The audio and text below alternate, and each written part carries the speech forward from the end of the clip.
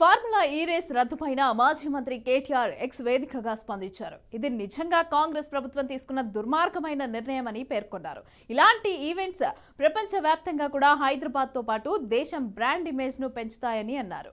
ఇక భారతదేశానికి మొదటిసారిగా ఫార్ములా ఈ ప్రిక్స్ ని తీసుకురావడానికి తాము చాలా కృషి చేశామని కేటీఆర్ తెలిపారు.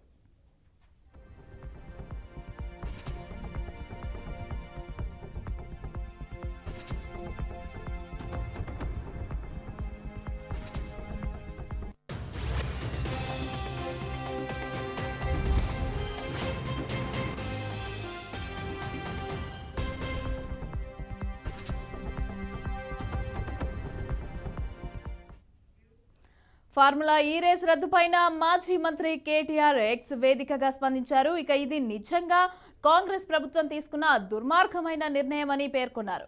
ఇలాంటి ఈవెంట్స్ ప్రపంచవ్యాప్తంగా కూడా హైదరాబాద్తో పాటు దేశం బ్రాండ్ ఇమేజ్ ని కూడా పెంచుతాయని తెలిపారు.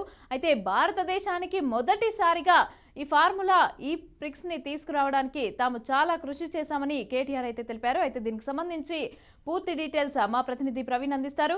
ప్రవీణ్, చెప్పండి, అసలు ఏం జరిగింది, ఎందుకు ఈ ఎక్స్ వేదికగా కేటీఆర్ ఈ విధంగా స్పందించడం జరిగింది? అసలు కాంగ్రెస్ సర్కార్ ఏం రద్దు చేయలేదు, అంటే రద్దు గురించి ప్రకటన చేయలేదు అనేసి అని చెప్పి కొంతమంది చెప్తున్నారు. అయితే ఏం ఏం జరుగుంటుంది?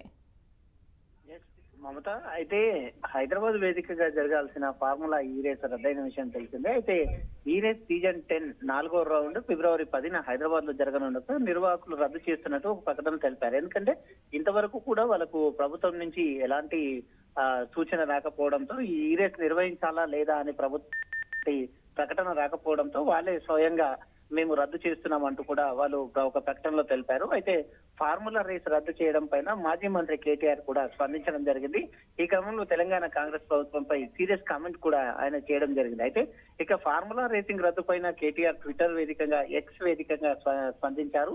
ఈ సందర్భంగా కేటీఆర్ ఇది నిజంగా కాంగ్రెస్ ప్రభుత్వం తీసుకున్న దుర్మార్గమైన తిరోగమన నిర్ణయం అని, అంటే మేము తెచ్చినటువంటి ఈ యొక్క ఫార్ములా ఈ రేస్ వలన హైదరాబాద్ ఈ ఫ్రీక్స్ వంటి ఈవెంట్లతోని ప్రపంచవ్యాప్తంగా హైదరాబాద్ నగరం భారత్ బ్రాండ్ ఇమేజ్ పెంచుతాయని కేటీఆర్ సూచించారు.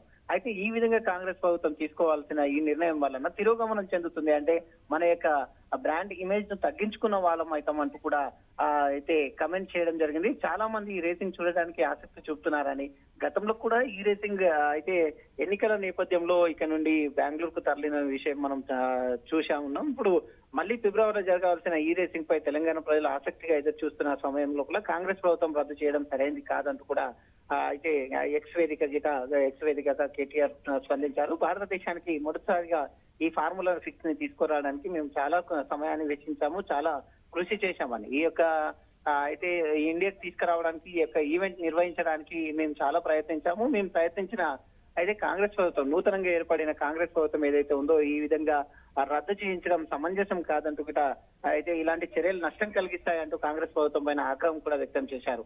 ఇక ముందు ఫార్ములా రేసింగ్ నిర్వాహకులకు స్పందిస్తూ తెలంగాణ ప్రభుత్వం మున్సిపల్ శాఖ హోస్ట్ సిటీస్ ఒప్పందం ఉల్లంఘించిందని కూడా వాళ్ళు పేర్కొన్నారు. అయితే గత ఏడాది అక్టోబర్ 30న చేసుకున్న ఒప్పందం ఏదైతే ఉందో మున్సిపల్ శాఖ ఉల్లంఘించిందని ప్రకటనలో కూడా పేర్కొన్నారు.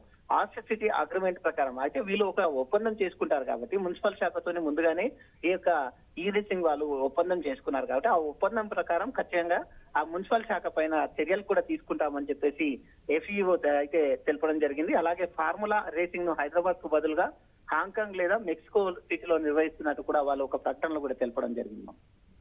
Right, thank you.